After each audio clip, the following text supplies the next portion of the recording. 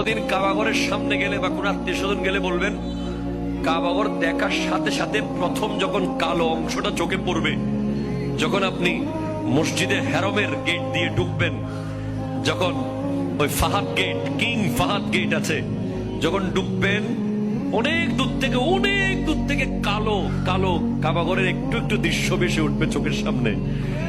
তখন দোয়াটা করবেন, কি দোয়া করবেন কয়টা? যখন কয়টা? একটা দোয়াই কবুল হবে দেখার সাথে সাথে। কাবা ঘর দেখার সাথে সাথে প্রথম যে দোয়াটা করবেন ওটা কবুল করবেন কে? এখন শিখে নেন, অনেক মানুষ জানেন না হিকমত। আপনি একটা দোয়া করবেন, একটাই শেষ, একটা সুযোগ পাবেন আপনি, কিন্তু আপনি এমন এক দোয়া করবেন যেন যতদিন ওখানে থাকেন প্রত্যেক দোয়া কবুল হয়ে যায়। এই হিকমতি দোয়াটা শিখে নেন।